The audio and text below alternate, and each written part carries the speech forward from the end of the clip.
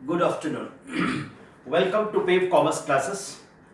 आज एनपीओ के बाद हम स्टार्ट करते हैं पार्टनरशिप। ये हमारा पार्टनरशिप का फर्स्ट वीडियो है इस सेशन में एंड आज का क्लास हम डेडिकेट करेंगे थ्योरी के लिए। ऑब्वियसली बहुत ही इजी टॉपिक होगा। जिन्होंने एक बार पार्टनरशिप कर रखा है उनके लिए सिंपल सा एक वीडियो है ये, बट सब्सीक्वेंट वीडियो के लिए इस पे कुछ पॉइंट्स हमारे लिए इंपॉर्टेंट होंगे। 11th क्लास के बिजनेस स्टडीज में चैप्टर नंबर 2 में फॉर्म्स ऑफ बिजनेस ऑर्गेनाइजेशन में आपने बहुत सारी टाइप्स ऑफ बिजनेस ऑर्गेनाइजेशन के बारे में पढ़ा होगा। उसमें हमने पहले स्टार्ट किया था सोल प्रोप्राइटरशिप, उसके बाद था पार्टनरशिप। इंडिया में पार्टनरशिप दो तरह के हो सकते हैं। एक पार्टनरशिप वो है जो कंट्रोल होता है या जो फॉर्म होता है under after registering under the partnership act 1932। सो कुछ पार्टनरशिप है जो इंडिया में 1932 पार्टनरशिप एक्ट कंट्रोल करती है और बाकी बहुत सारे पार्टनरशिप हैं जो 2008 के बाद बनने शुरू हुए जिनको हम बोलते हैं LLP, limited liability partnership. So ये जो चैप्टर है पार्टनरशिप का, these are the partnership which are covered under partnership act 1932। So किसके पर्व्यू में आता है? एलएलपी के पर्व्यू में नहीं आता, ये पार्टनरशिप एक्ट 1932 के पर्व्यू में आता है। तो 11th क्लास में जो आपने बिजनेस स्टडीज में मीनिंग पढ़ा था, हम वहीं से इसको स्टार्ट भी करते हैं। 11th में हमने क्या पढ़ा था मालूम है? Partnership is the relationship between persons who have agreed. Most important word को मैं अंडरलाइन करता हूं जिसको हम आज समझेंगे। Agreed number 1, number 2 business, number 3 carried on by all और any of them acting for all. Primarily यदि इस पर्टिकुलर टॉपिक से थ्योरी में क्वेश्चन आता है बोर्ड में, तो वो जनरली इन तीन में से किसी एक पर आ सकता है। पार्टनरशिप क्या है? Is a relationship between persons. Persons का मतलब कोई भी हो सकता है, कुछ लोगों के बीच में,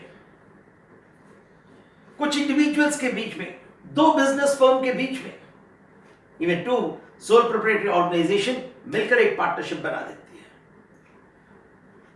जब दो लोग कम से कम मिलकर बनाते हैं, दो पर्सन जब कम से कम मिलकर एक बिजनेस को बनाते हैं और वो कैसे चलाते हैं, पार्टनरशिप एक्ट 1932 के अंडर करते हैं, तो उसे हम क्या बोलेंगे? पार्टनरशिप बोलेंगे।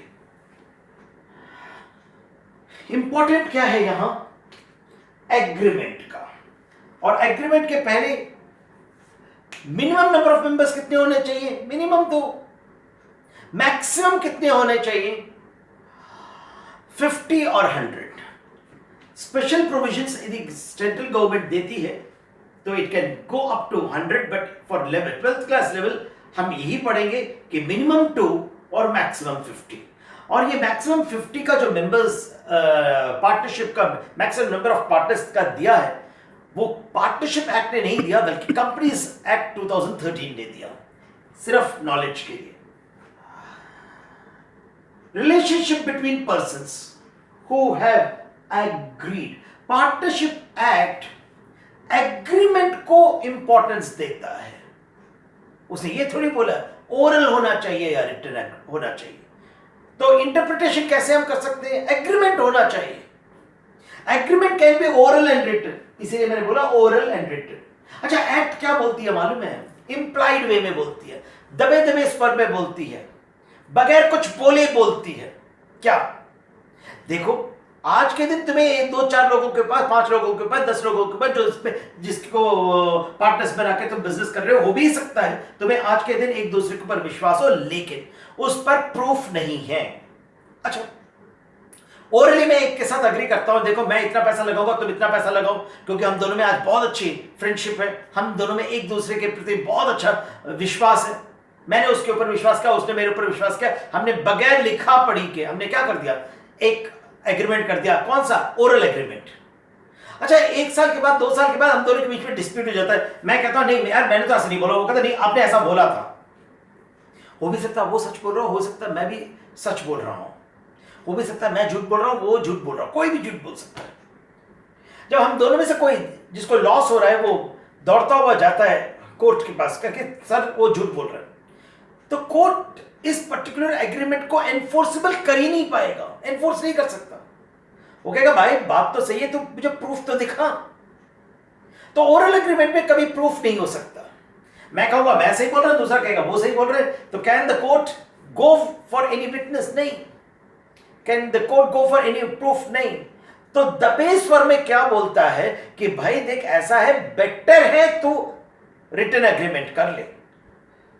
भले ही एक्ट का डेफिनेशन क्या है? एग्रीड है। वो कहता है यार यदि तुम्हें एक दूसरे को विश्वास है और तुम लोगों को डिस्प्यूट ही नहीं है, fine, why should the court और the law of the country bother about it? Nothing to worry about.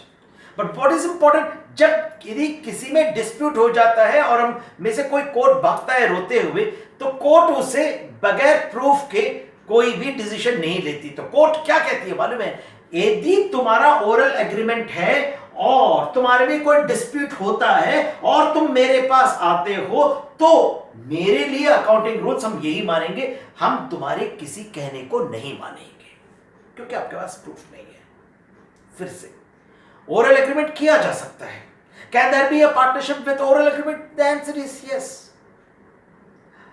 लेकिन ओरल एग्रीमेंट में क्योंकि डिस्प्यूट होने पर कभी भी कोर्ट को हम प्रूफ नहीं कर सकते, तो एक्ट ही क्या बोलता है? जहां जहां प्रूफ नहीं है, इस सेंटेंस को मैं फिर से रिपीट करता हूं, जहां जहां प्रूफ नहीं है वहां वहां एक्ट क्या बोलता है मालूम है? एक्ट ने जो बोला है हम उसे मानेंगे, और एक्ट क्या बोलता है उसी के ऊपर रूल्स बनेंगे। या तो एग्रीमेंट में होना चाहिए, कौन से में? रिटन एग्रीमेंट में होना चाहिए। क्यों? क्योंकि प्रूफ है। और यदि रिटन एग्रीमेंट नहीं है तो एक्ट ने जो अकाउंट्स के बारे में बोला है, अकाउंटिंग रूल्स के बारे में बोला है, उसे माना जाएगा। ओरल एग्रीमेंट में क्योंकि प्रूफ नहीं है और डिस्प्यूट हो जाता है, तो अकाउंट के ये रूल्स होंगे। लेकिन हम इसमें थोड़ा देर की बात आते हैं, पहले डेफिनेशन को समझ लें। सबसे पहले हमने पढ़ा पर्सन्स मिनिमम 2, मैक्सिमम 50, ऑल्दो 100 होते हैं बेहतर है। 100 गलत नहीं है, 100 सही है। 50 या 100 for 12th class level please write it as 2 and 50। Who have agreed 2 हो सकते हैं, ओरल एग्रीमेंट हो सकता है, रिटन एग्रीमेंट हो सकता है। Then to share the profits of the और एंड लॉसेस ऑफ क्या? बिजनेस। पार्टनरशिप किस पे हो सकती है? केवल बिजनेस पे हो सकती है। नॉन बिजनेस में पार्टनरशिप नहीं हो सकती। यदि मैं कोई पार्टनरशिप कर रहा हूं to share my rent, to share my earnings, no, it can not be regarded as partnership. Partnership में क्या होना चाहिए? प्रॉफिट होना चाहिए। प्रॉफिट या लॉसेस को यदि हम शेयर करने के लिए हमने बनाया है, then only it can be regarded as partnership. मैं जा रहा हूं, मैं कहता हूं मैं लॉटरी खेलूंगा और लॉटरी में जो भी प्रॉफिट होगा मैं तुम्हारे साथ शेयर करूंगा। Lottery is not a business. तो वहां मैं भले ही शेयर कर रहा हूं profits, yet it cannot be treated as business. It cannot be treated as business, and it cannot be treated as partnership. That means partnership के लिए सबसे पहले क्या होना चाहिए? एग्रीमेंट का होना जरूरी है। सेकंड, बिजनेस का होना जरूरी है। एंड मोस्ट इंपॉर्टेंटली क्या है? Last part, carried on by all और any of them acting for all. इन्हीं को क्या बोला जाता है मालूम है? या तो हम इसे बोलते हैं implied agency. The last part is what is referred as either implied agency or mutual agency. इसको पहले समझ लेते हैं। कैरीड ऑन बाय ऑल और any of them acting for all का मतलब, कैरीड ऑन, मान लो एक पार्टनरशिप फर्म में 4 पार्टनर्स हैं, A B C and D. 4 partners हैं, A B C and D. बहुत अच्छी बात है। इस बिजनेस को, एबीसीडी के बिजनेस को, ये देखो, collectively this is called, ABCD is called a firm. Collectively it is referred as firm. A B C D 4 partners हैं, चारों पार्टनर्स कलेक्ट जब हो जाते हैं उन्हें बोला जाता है फर्म। अच्छा, individual, A is a partner, B is a partner, C is a partner, D is a partner. अच्छा, A B C D is a firm. A B C D is a firm और वही फर्म का मान लो नाम भी है। एबीसीडी इज अ फर्म, हो भी सकता है वही फर्म का नाम भी हो, और individually they are called partners. अब हम समझ रहे कैरीड ऑन बाय ऑल और any of them acting for all. इसी को हम क्या बोलते हैं technically? Either it is referred as implied agency or mutual agency. तो मान लो एक नंबर के क्वेश्चन में आता है what is meant by mutual agency और what is meant by implied agency, हमें क्या एक्सप्लेन करना है पहले समझ लेते हैं। कैरीड ऑन बाय ऑल, इस बिजनेस को, किस बिजनेस को? एबीसीडी के बिजनेस को ए चला सकता है, बी चला सकता है, सी चला सकता है, डी चला सकता है। Carried on by all. A ने कहा देख मैं प्रोडक्शन में अच्छा हूं, मैं प्रोडक्शन देखूंगा। बी ने कहा चल मैं मार्केटिंग में अच्छा हूं, मैं मार्केटिंग देखूंगा। सी बोलता है मैं फाइनेंस में अच्छा हूं, मैं करूंगा। और डी क्या बोलता है मैं यार डिजाइनिंग में अच्छा हूं, मैं डिजाइनिंग करूंगा। चारों ने अपना अपना काम बांट लिया, बहुत अच्छी बात है। चारों काम कर रहे हैं नहीं कर रहे हैं? हाँ, कैरीड ऑन बाय ऑल। इस बिजनेस में चारों की चारों पार्टनर क्या हैं? काम कर रहे हैं। और any of them acting for all, any of them acting for all में इसमें क्या बोलता है मतलब बी क्या बोलता है और सी क्या बोलता है मतलब यार देखो पैसा तो हमने लगा दिया तुम्हारे बराबर, या जितना तुमने कहा उतना हमने पैसा लगा दिया, लेकिन यार हमारे पास न टाइम है या नॉलेज नहीं है। तुम एक काम करो, पैसा तो हमने लगा दिया, ए और डी तुम काम करो। या डी भी क्या बोलता है भाई मेरे पास भी टाइम नहीं है, ए तू काम कर। मतलब कि बी सी डी ने पैसा लगाया एक ही तरफ, लेकिन बी सी डी क्या बोलते हैं भाई देख हमारे पास पैसा टाइम वाइम नहीं है, हमें काम नहीं आता, तू हमारा काम करेगा। तो कौन काम कर रहा है? ए किनके लिए काम कर रहा है? अपने लिए भी काम कर रहा है, बीसीडी के लिए भी काम कर रहा है, खुद भी तो काम कर रहा है, हाँ, अपने लिए भी तो काम कर रहा है, हाँ, क्या वो बीसीडी के लिए भी काम कर रहा है? हाँ। कैरिड ऑन बाय ऑल और any of them acting for, कौन एक्ट कर रहा है? ए किसके लिए? Any of them acting for all, अपने लिए भी औरों के लिए भी, जितने भी पार्टनर्स है हर एक के लिए वो काम कर रहा है। तो पार्टनरशिप क्या हो सकता है? सभी लोगों को काम करना जरूरी है, अरे करना है करो, यदि कोई एक नहीं करना चाहता, दो करना नहीं चाहते, बहुत सारे लोग नहीं करना चाहते, मत करो। जो कर रहा है वो क्या कर रहा है? बेसिकली औरों के लिए भी काम कर रहा है। इसका एक और भी मीनिंग है, all the partners are owners. हाँ या ना? हर ए ने भी पैसा लगाया, बी ने भी पैसा लगाया, सी ने भी पैसा लगाया, डी ने भी पैसा लगाया, और चारों को प्रॉफिट मिलेगा। All the partners are the owners. A owner है, हाँ पैसा लगाया भाई, बी ओनर है, हाँ पैसा लगाया है, सी और डी ओनर है, हाँ पैसा लगाया है। अच्छा, जब ए फर्म के काम से बाहर जाता है और किसी के साथ बाहर वालों के साथ कॉन्ट्रैक्ट कर देता है, जो बाहर वाला कॉन्ट्रैक्ट कर रहा है वो ए के साथ कॉन्ट्रैक्ट नहीं कर रहा, भले ही दिखता है वो ए के साथ कॉन्ट्रैक्ट कर रहा है, लेकिन वो क्या करता है मालूम है? भले ही एक कॉन्ट्रैक्ट कर रहा है बाहर के बिजनेस से, लेकिन वो क्या करता है? अपने डिसीजन से बी सी डी को भी बांध देता है। बाइंडिंग अथॉरिटी बोली जाती है इसे। When A takes a decision for the firm on behalf of the firm, he binds rest of the partner with his decision. अब B C D ये नहीं बोल सकता ये तूने डिसीजन लिया हम नहीं है इसके, नहीं, ऐसा नहीं बोला जा सकता। वैसे ही B जब डिसीजन लेगा तो ए सी डी को उसे मानना पड़ेगा, उसका फायदा उठाएगा, यदि उसमें नुकसान होता है तो उनको उठाना पड़ेगा। This is what is called implied agency, क्योंकि एक्ट ने बोला है कि सभी पार्टनर्स ओनर्स हैं और सभी पार्टनर्स एजेंट हैं। So every single partner in the partnership firm are the owners, every single partner in the partnership are the agents also. कभी कभी implied agency और mutual agency पे क्वेश्चन आ जाता है। We move on to the first accounting part of partnership, तो बड़ा fairly simple है।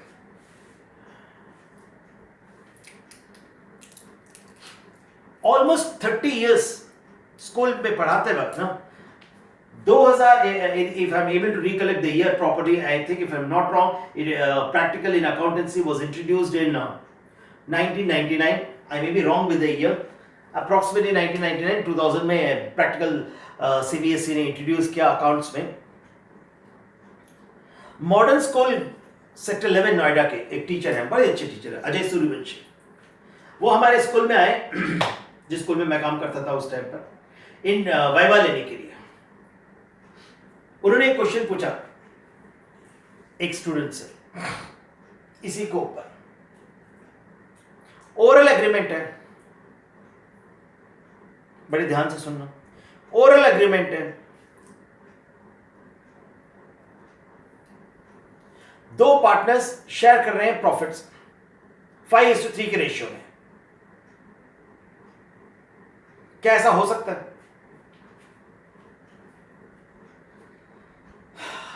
इस क्वेश्चन को हम कंटिन्यू रखेंगे। इस क्वेश्चन को कंटिन्यू इसलिए रखेंगे, पहले इन रूल्स को समझ लेते हैं, उसके बाद इस क्वेश्चन के एंड के कॉन्वर्सेशन के साथ आज का हम वीडियो खत्म करेंगे। तो उस टीचर ने क्या पूछा मालूम है एक स्टूडेंट से वाइवा में? क्वेश्चन को पहले फिर से रिपीट करता हूं। ओरल एग्रीमेंट है ए और बी के बीच में, और वो 5:3 में प्रॉफिट शेयर करना चाहते हैं। या शेयर कर रहे हैं, तो स्टूडेंट से पूछा बताओ वो ठीक कर रहे हैं या गलत कर रहे हैं, नहीं पूछा। वो ऐसा कर सकते हैं या नहीं कर सकते वो उन्होंने पूछा। इसे कंटिन्यू रखेंगे। क्या जवाब होना चाहिए, थोड़ा सोचना। उन लोगों को जिन्होंने ये रूल्स नहीं पढ़े उनको हम पहले समझा देते हैं, उसके बाद इस कॉन्वर्सेशन को कंटिन्यू रखेंगे। जब भी कोई प्रूफ नहीं होता कोर्ट के पास, लॉ के पास, तो लॉ उस पर कह देता है कि जी हम इस रूल को मानेंगे, क्योंकि कोर्ट को पता है कि यदि कुछ पार्टनर्स को एक दूसरे के ऊपर आज विश्वास है तो वो विश्वास कभी भी खत्म भी हो सकता है। जब वो दौड़ते हुए आएंगे तो कोर्ट क्या कहेगा, भाई मेरे पास रूल है, हम तुम्हारे रूल को नहीं मानेंगे क्योंकि तुम्हारे पास कोई प्रूफ नहीं है। वही मैंने स्टार्टिंग में भी बोला। तो in case a partnership firm runs without partnership deed, without partnership deed को क्या बोला जाता है, ओरल एग्रीमेंट बोला जाता है। When there is no partnership written agreement, उसको क्या बोला जाता है, oral agreement.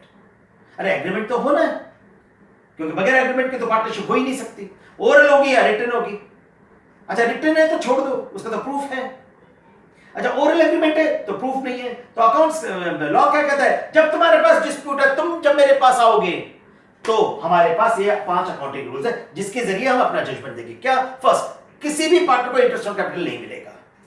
No partner will ever get interest on capital. बहुत अच्छी बात है।